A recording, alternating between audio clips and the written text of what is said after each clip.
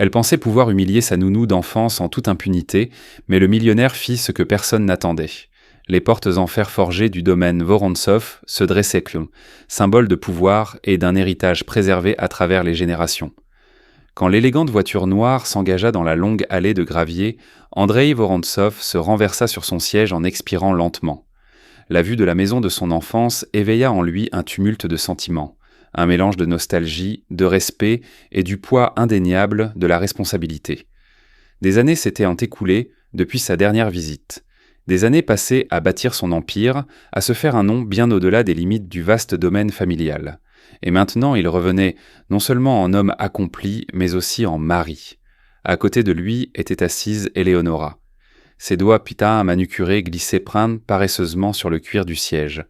Femme au goût raffiné et aux grandes attentes, elle incarnait l'élégance. L'idée d'épouser un membre de l'une des familles les plus riches du pays l'avait ravie. Mais à l'instant où le domaine apparut, ses lèvres se pincèrent légèrement. C'était grandiose, sans aucun doute, mais à ses yeux, cela semblait démodé. Elle avait imaginé quelque chose de plus moderne, qui correspondrait à la vie luxueuse qu'elle s'était figurée. André remarqua le changement subtil de son expression, mais ne dit rien.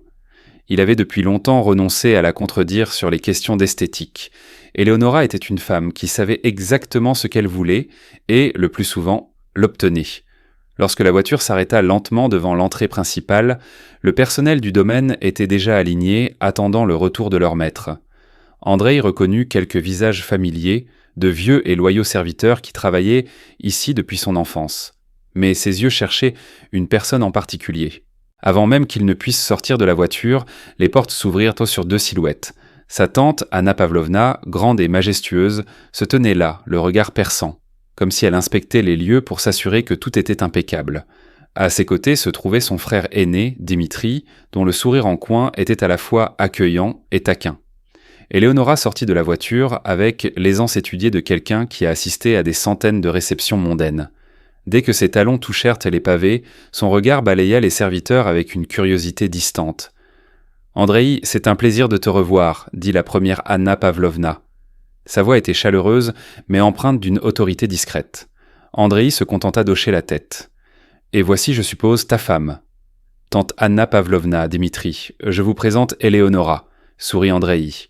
Eleonora tendit la main avec un sourire mondain, parfait. « Enchanté de faire votre connaissance. André m'a beaucoup parlé de vous. » Anna Pavlovna lui serra la main en inclinant légèrement la tête, un jugement silencieux dans le regard. Dimitri, au contraire, prit sa main avec légèreté et sourit. « Bienvenue au domaine. J'espère que vous vous y plairez. »« C'est absolument impressionnant, » répondit-elle, bien qu'il y eût quelque chose d'indéchiffrable dans son regard. Andreï regarda au-delà d'eux, cherchant toujours. Finalement, il l'aperçut. Elle se tenait à quelques pas derrière le reste du personnel, légèrement à l'écart. C'était Agafia. Les années avaient laissé leur marque, mais elle était telle qu'il s'en souvenait, digne et forte. Son visage au teint mat était sillonné de rides, mais elle dégageait la même grâce tranquille qui l'avait toujours caractérisée. Elle portait son uniforme simple mais impeccable, les mains jointes devant elle, une lueur chaleureuse dans les yeux. « Agafia », dit-il en s'avançant. Son visage s'illumina et les coins de ses lèvres se relevèrent en un sourire tendre et complice qui lui serra le cœur. « Mon garçon, dit-elle, la voix stable mais chargée d'émotion, tu es à la maison. » Sans hésiter, Andreï franchit la distance qui les séparait et la prit dans ses bras. Elle sentait la lavande et une odeur familière, un parfum de réconfort et de souvenirs d'enfance. Elle lui tapota doucement le dos, exactement comme elle le faisait quand il était petit et cherchait du réconfort après une égratignure au genou ou un mauvais rêve. Eleonora observa la scène avec un étonnement non dissimulé. Elle n'avait jamais vu Andreï étreindre quelqu'un de manière aussi ouverte, pas même les membres de sa propre famille. C'était un homme aux gestes mesurés, calculés. Mais là, avec cette vieille servante, il semblait complètement vulnérable. Lorsqu'ils se séparèrent enfin, Agafia recula d'un pas pour le contempler. « Tu es devenu un homme magnifique.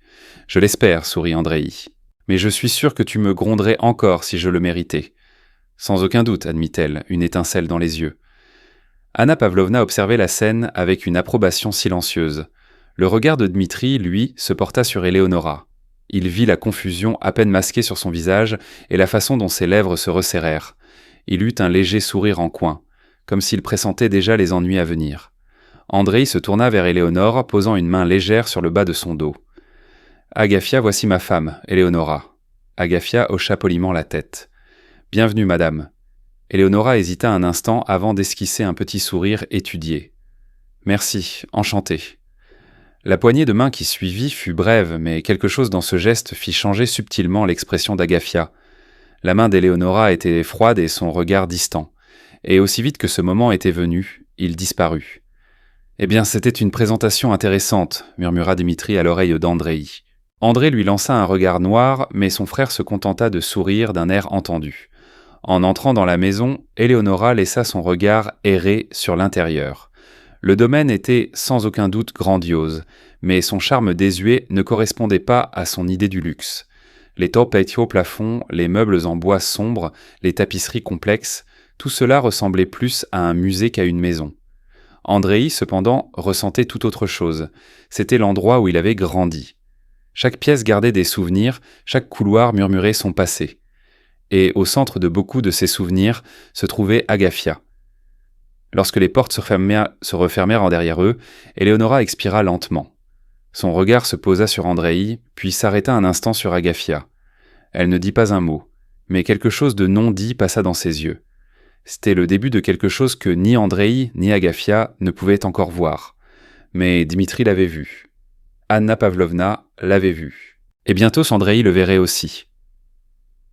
Le soir approchant, un calme bourdonnement d'activité emplit le grand hall du domaine. La lueur dorée des lustres se reflétait sur les parquets cirés et les cadres ornés des portraits séculaires accrochés au mur. Le dîner se préparait. L'odeur de viande rôtie et d'herbes fraîches s'échappait de la cuisine, se mêlant à l'air frais du soir qui entrait par les fenêtres entr'ouvertes. C'était une atmosphère de tradition et de famille qui avait toujours été familière à Andréï. Mais ce soir, pour la première fois, une tension subtile était présente. André était assis dans le salon, son regard allant du feu crépitant dans la cheminée à Éléonora. Elle se tenait près du piano à queue, faisant courir paresseusement ses doigts sur sa surface polie. Elle était silencieuse depuis leur arrivée, mais ce n'était pas un silence de contemplation, plutôt un silence qui trahissait un jugement en formation. « Tu n'as presque rien dit depuis que nous sommes arrivés », finit par dire Andréï, l'observant attentivement. Éléonora se tourna légèrement, son expression impénétrable. « J'essaie simplement de tout assimiler, » répondit-elle. « Ta maison est traditionnelle. » La pause avant le dernier mot était à peine perceptible, mais lourde de sens. Il réprima un sourire. « C'est une façon polie de dire démodé, n'est-ce pas ?» Elle ne le nia pas. Au lieu de cela, son regard balaya de nouveau la pièce avant de se tourner vers lui. « Elle a une histoire, admit-elle, et un certain charme. » André l'étudiait, conscient que derrière sa diplomatie prudente se cachaient ses véritables pensées. Elle attendait le bon moment pour exprimer son opinion sous la forme d'une douce suggestion de changement plutôt que d'une critique. Leur conversation fut interrompue par un coup frappé à la porte, et un instant plus tard, Agafia entra. Sa présence était, comme toujours, calme et assurée. Dans son regard tourné vers Andréï, il y avait de la chaleur, mais aussi autre chose. Une observation silencieuse, comme si elle voyait clair en Éléonora et ce moment d'évaluation muette. « Le dîner est servi, » annonça-t-elle de sa voix calme et posée. « Merci, Agafia, » dit Andréï en se levant. Éléonora attendit un instant avant d'offrir un léger sourire. « C'est rapide. Votre personnel est très efficace. »« Nous faisons de notre mieux, madame, » répondit Agafia en inclinant légèrement la tête. Andréï remarqua une légère hésitation chez Éléonora avant qu'elle ne le suive hors de la pièce. C'était subtil, mais Andréï avait passé sa vie à déchiffrer les gens. Et ce qu'il vit à cet instant, ce n'était pas un manque de chaleur, mais quelque chose de plus froid, de plus distant. La table de la salle à manger était dressée avec le soin habituel des dîners de famille. La longue table en acajou brillait à la lueur des bougies, l'argenterie méticuleusement disposée. Au moment où Andréï et Éléonora entrèrent, la famille prenait déjà place. Anna Pavlovna était assise à la tête de la table, observant Éléonora avec une attention silencieuse. Dimitri, installé un peu plus loin, semblait trouver toute la soirée amusante, comme à son habitude. Andréï tira la chaise pour Éléonora avant de s'asseoir. Agafia, comme elle l'avait toujours fait, s'assura que tout était en ordre avant de s'asseoir sur la chaise qui lui était réservée tout au bout de la table. Éléonora le remarqua. Elle ne dit rien au début, gardant une expression soigneusement neutre. Mais lorsqu'elle parla, sa voix était légère et presque enjouée, bien que ses mots fussent acérés. Je ne m'attendais pas à voir le personnel à la table familiale. Un silence pesant s'installa. La main d'Andreï se crispa sur sa fourchette. Le regard d'Anna Pavlovna s'intensifia. Dmitri, l'éternel observateur, se renversa sur sa chaise avec une lueur d'amusement dans les yeux. Agafia ne montra aucune réaction. Elle se contenta de regarder Éléonora avec la même patience tranquille qui l'avait aidée à traverser des années de service dans cette maison. « Je sers la famille depuis longtemps, madame. Cela a toujours été ainsi. »« Intéressant, » murmura Éléonora en buvant une gorgée de vin. « Je suppose que chaque famille a ses propres traditions. » Andreï expira lentement. « Agafia est plus qu'une simple employée, Éléonora. C'est pratiquement elle qui m'a élevé. »« Bien sûr, » répondit doucement Éléonora. « C'est pourquoi c'est différent pour vous. C'est juste que je n'y suis pas habitué. » Agafia inclina légèrement la tête en signe d'acceptation, mais Andreï savait qu'elle avait saisi le sous-entendu aussi bien que lui. Après le dîner, Andreï s'attarda dans la salle à manger. Il regarda Agafia débarrasser les derniers verres de la table. Elle s'arrêta en le remarquant, son expression toujours aussi calme, mais il sentit quelque chose sous cette sérénité. « Il lui faut du temps pour s'habituer, » dit Andreï, bien que ses mots sonnassent comme plus faibles qu'il ne l'aurait souhaité. Un nouvel endroit, de nouvelles personnes. Il faut du temps, acquiesça simplement Agafia. Mais Andreï avait le sentiment très net que le temps ne changerait rien à la tension qui s'était installée entre elles. Plus tard cette nuit-là, il trouva Éléonora près de la fenêtre de leur chambre, contemplant le domaine au loin. « Tu étais silencieuse pendant le dîner, » dit-il en s'approchant et en posant une main sur sa taille. « J'assimilais les choses, » se retourna-t-elle avec un doux sourire, répétant ses mots du matin. Ils n'en dirent pas plus, mais les mots non dits gênant pesaient lourdement entre eux. Le lendemain matin, Éléonora descendit avant Andreï. Elle trouva Agafia dans le salon, en train de dépoussiérer une photo de famille dans un cadre en argent. Sur la photo, un jeune Andreï essayait de lire un livre épais, presque trop grand pour ses genoux. À côté de lui, Agafia le regardait avec tendresse. C'était un de ces innombrables moments où elle avait été plus une mère pour lui que la sienne. Une demeure impressionnante, remarqua Éléonora en prenant le cadre. Elle a dû en voir des choses. Oui, madame, répondit Agafia. De nombreuses générations ont grandi ici. Certaines choses ne changent pas, dit Éléonora d'un air songeur en reposant le cadre. Bien que je pense certaines pourraient être modernisées. Elle marqua une pause assez longue pour être remarquée. Ces vieux portraits, par exemple, continua-t-elle en désignant les murs. Ils donnent à la maison un air de musée. Ne trouvez-vous pas ? Ils font partie de l'histoire de la famille, madame, répondit Agafia d'un ton neutre. Éléonora eut un petit rire comme si elle trouvait cette opinion charmante. Il faudra que j'en parle à Andreï, dit-elle comme si de rien n'était. Après tout, une maison doit refléter ses propriétaires actuels. Andreï entra à ce moment-là. Bonjour, le salua Éléonora avec un sourire. J'admirais justement vos trésors de famille. Ce domaine est vraiment attaché au passé, n'est-ce pas ? Andreï jeta un coup d'œil à la photo qu'elle tenait, puis à Agafia. Il comprit ce qui se passait. « Certaines choses méritent d'être préservées, » répondit-il simplement. Le sourire d'Éléonora ne vacilla pas, mais quelque chose brilla dans son regard. « Bien sûr, dit-elle doucement. Je disais simplement que si certaines traditions sont charmantes, d'autres, elles donnent l'impression que la maison est figée dans le temps. » Elle s'approcha et déposa un baiser léger sur sa joue. « On se voit au petit déjeuner, » murmura-t-elle avant de quitter la pièce. Andreï se tourna vers Agafia, cherchant sur son visage un signe de malaise, mais elle était aussi imperturbable que toujours. « Elle s'habituera, dit-il, bien que ses mots sonnassent comme une excuse même à ses propres oreilles. Le changement prend du temps, répondit-elle avec un sourire compréhensif. Au petit déjeuner, la famille était de nouveau réunie. Éléonora était d'humeur particulièrement joyeuse, parlant avec animation de leurs projets pour la journée et suggérant de rafraîchir certaines pièces. Rien de radical, bien sûr, assura-t-elle à la tablée avec un sourire affable. Juste quelques touches modernes. Anna Pavlovna haussa un sourcil mais ne dit rien. Dimitri se contenta de sourire en coin par-dessus sa tasse. Et puis c'est arrivé. Un mouvement soudain, un léger coup de poignet et un verre de vin rouge se renversa.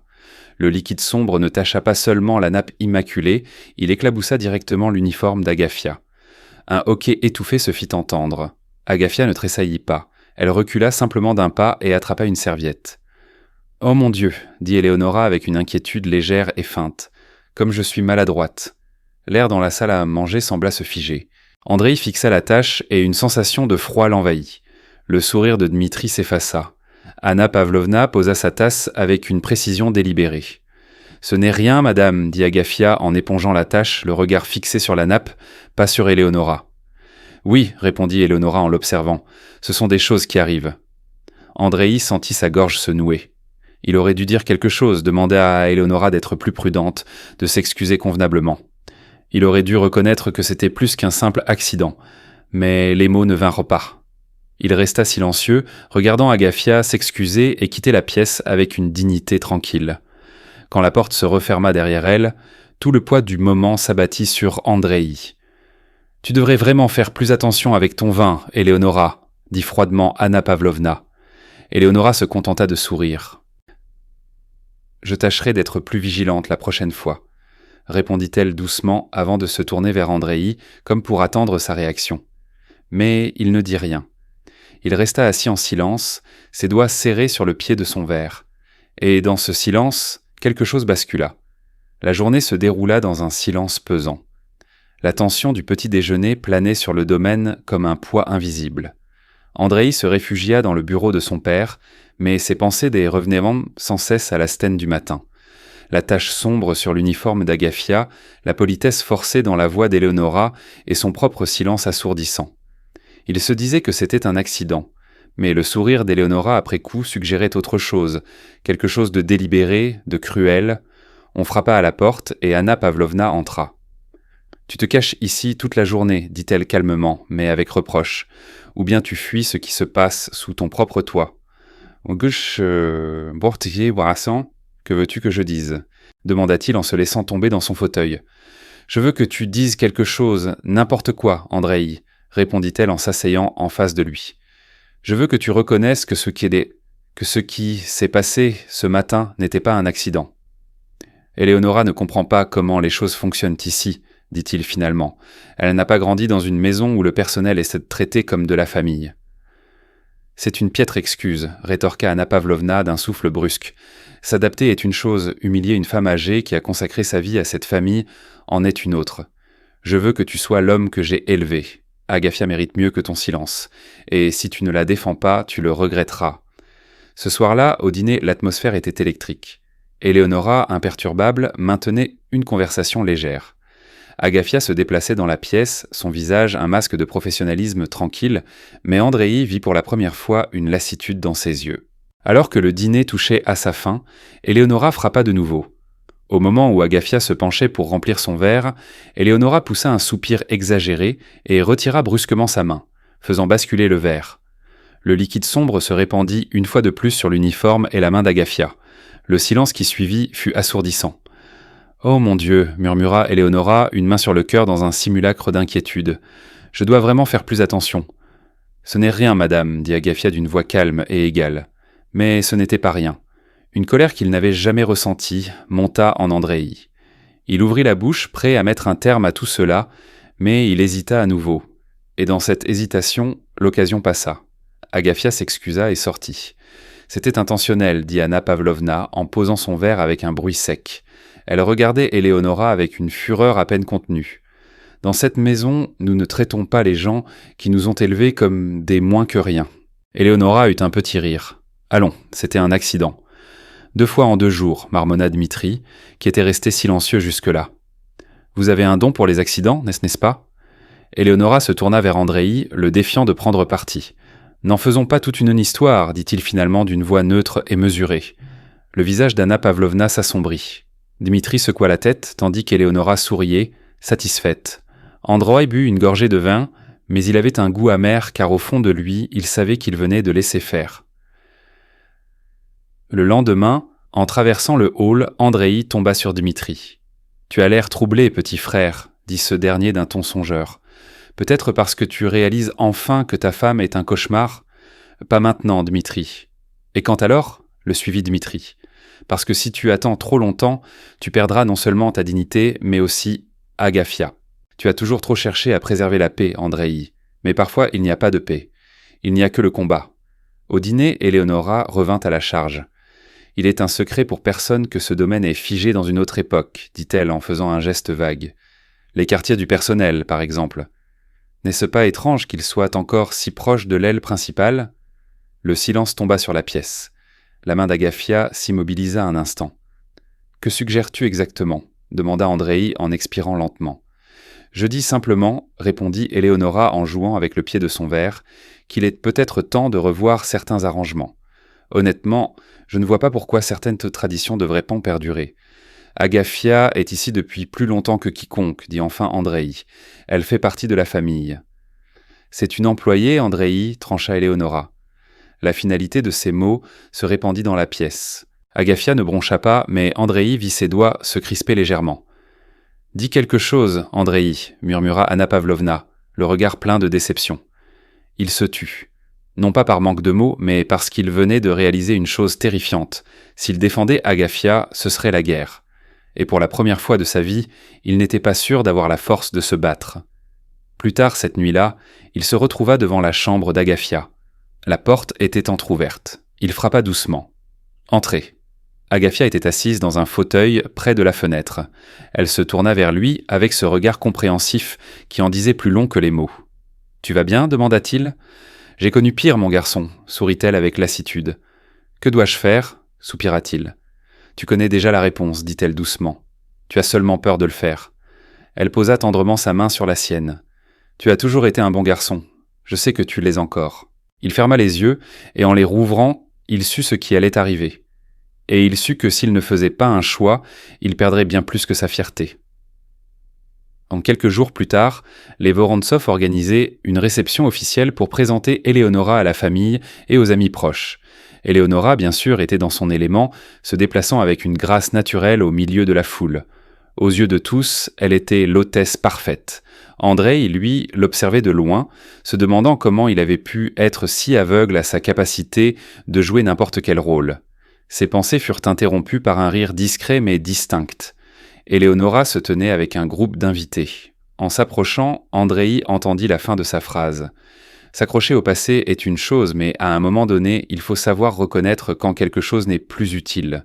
« Vous parlez de la maison elle-même » demanda une vieille connaissance de la famille. « Pas seulement de la maison » répondit doucement Éléonora. « Je parle de certaines traditions, de certaines personnes. » « Ah, je vois, vous voulez parler de la vieille domestique » ricana un autre invité. Éléonora ne confirma ni ne nia, se contentant de boire une gorgée de vin, laissant le silence parler pour elle. C'est à ce moment-là qu'Andréi vit Agafia. Elle se tenait à quelques pas de là, un plateau à la main, le dos parfaitement droit. Il vit ses doigts se crisper un instant sur le plateau avant qu'elle ne retrouve son expression impassible. Une rage lente et brûlante monta dans la poitrine d'Andréi. Sans réfléchir, il s'avança. « Excusez-moi, dit-il, sa voix tranchant dans la conversation. Andréi, le salua-t-elle comme si de rien n'était. Nous parlions juste... Ça suffit, le mot lui échappa avant même qu'il ne s'en rende compte. La conversation autour d'eux mourut. Il se tourna vers les invités. Ce genre de discussion n'aura plus jamais lieu dans ma maison. Chérie, je ne faisais que... J'ai dit, ça suffit. Quelque chose de froid et de définitif dans sa voix la fit taire. André se tourna et croisa le regard d'Agafia. « Je vous demande pardon, dit-il assez bas pour qu'elle seule l'entende. » Agafia le regarda longuement, puis hocha la tête une seule fois. « Je dois retourner à mes tâches, monsieur, » dit-elle avant de se détourner. André resta là, tandis qu'Éléonore l'observait d'un œil perçant et calculateur. « C'était une réaction assez vive, » remarqua-t-elle d'un ton songeur. « Tu l'as humiliée ? Je n'ai rien fait de tel. Tu savais exactement ce que tu faisais.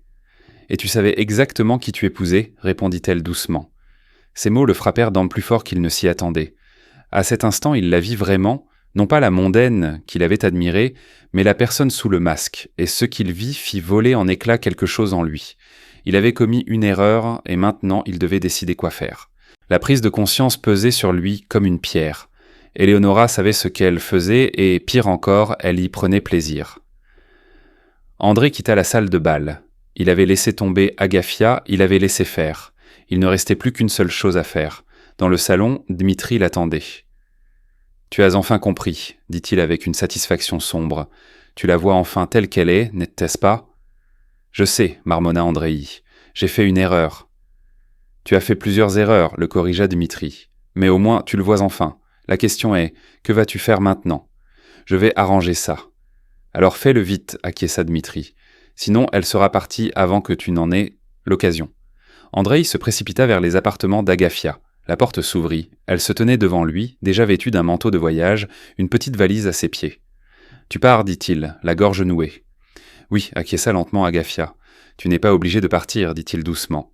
Mon cher garçon, murmura-t-elle avec un triste sourire, je suis resté aussi longtemps qu'on avait besoin de moi, mais il semble que ma présence ne soit plus désirée ici. Ce n'est pas vrai, c'est ta maison. Vraiment? Son regard direct le frappa plus fort qu'il ne l'aurait cru. Une maison est un endroit où l'on est respecté. J'ai passé ma vie ici, Andrei. Je t'ai élevé et aimé comme mon propre fils. Et pourtant, j'ai été humilié sous ce toit. Et le pire, Andrei, ce n'était pas seulement Eleonora. C'était toi. Ton silence m'a blessé plus que n'importe laquelle de ses paroles. Il n'avait aucune excuse. J'ai été un lâche, admit-il à voix basse. Oui, dit-elle simplement. Je ne veux pas que tu partes. Elle posa tendrement sa paume sur sa joue. Alors, prouve-le. Répare les choses, pas par des mots, mais par des actes. Je le ferai, acquiesça-t-il. Sur ces mots, elle le dépassa et s'éloigna dans le couloir, le laissant seul avec le poids de son échec. Le temps du silence était révolu. Quand il entra dans leur chambre, Eleonora était assise à sa coiffeuse.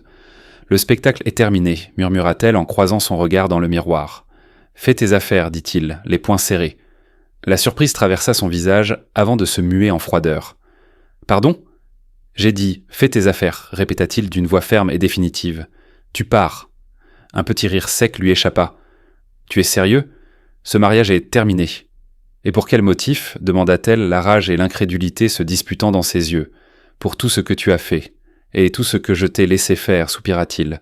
Tu le regretteras, Andrei. »« Non, dit-il en secouant la tête. Pour la première fois, je ne regretterai rien. » Il se détourna et sortit de la pièce, puis de la maison, dans l'air froid de la nuit. Pour la première fois depuis des semaines, il sentit un poids s'envoler de ses épaules. Il restait une dernière chose à faire. Il devait tout réparer. Kronzan Archform le lendemain matin, le domaine Vorontsov semblait différent. L'air était plus léger. Eleonora était partie. Le personnel, autrefois craintif, se déplaçait avec un soulagement silencieux. Anna Pavlovna adressa à Andrei un long regard approbateur. Dmitri, lui, sourit en coin en murmurant « Belachan... » Il a enfin retrouvé sa colonne vertébrale. Mais pour Andrei, une seule chose comptait. Agafia était partie la nuit précédente. Il l'avait laissée partir, sachant que les mots ne suffiraient maintenant pas à guérir sa blessure. Mais maintenant, il allait la ramener à la maison. Il n'a pas pris la voiture. Il est parti à pied. La route lui était familière. Il se souvenait l'avoir parcourue enfant, main dans la main avec Agafia, écoutant ses histoires. Il arriva devant sa petite chaumière soignée à l'orée de la ville et frappa à la porte. Agafia ouvrit. Elle le regarda en silence, attendant. « Puis-je entrer ?» demanda-t-il en expirant. Elle s'écarta pour le laisser passer. L'intérieur était chaleureux et sentait la lavande. Elle servit le thé et ils s'assirent à table. « Je t'ai abandonné, dit enfin Andrei, la voix basse mais ferme. Pendant des semaines, j'ai laissé faire alors qu'on te traitait comme si tu n'étais prêt à rien. Je voyais ce qui se passait, je savais que c'était mal et pourtant je n'ai rien dit. Je l'ai laissé me faire croire que tu n'avais pas ta place dans cette maison, poursuivit-il. Mais tu as ta place, tu l'as toujours eue. Tu as toujours été un bon garçon, Andrei, dit-elle doucement. Mais parfois même les bons garçons perdent leur chemin. Dis-moi, pourquoi es-tu resté silencieux ? Parce que je ne voulais pas la perdre, expira-t-il lentement. Agafia hocha la tête, comme si elle connaissait déjà la réponse. Et maintenant ? Maintenant, je sais que me perdre moi-même aurait été bien pire, répondit-il en la regardant dans les yeux. J'aurais dû partir bien avant, admit-elle, dans un soupir. Mais je ne l'ai pas fait parce que, malgré tout, c'est ma maison. Alors rentre à la maison, dit-il, le cœur serré. Tu es un homme adulte, Andrei. Tu n'as plus besoin de moi là-bas, secoua-t-elle la tête. Ce n'est pas vrai, tu n'as jamais été seulement celle qui s'occupait de moi. Tu es ma famille, Agafia, et une famille doit être ensemble. Si tu veux toujours partir, je comprendrai. Mais je devais te le dire. Le silence s'installa de nouveau entre eux. Puis, lentement, Agafia soupira. Elle posa sa tasse et son regard s'adoucit. « Finis ton thé, murmura-t-elle. Après, nous verrons. » Un immense soulagement envahit Andrei, mais il ne se réjouit pas trop vite. Il se contenta de hocher la tête, savourant la chaleur de sa tasse et la compréhension silencieuse qui emplissait la pièce. Quand ils quittèrent devant la chaumière plus tard ce matin-là, la route vers le domaine ne parut pas si longue. La maison attendait et cette fois, elle serait de nouveau un foyer.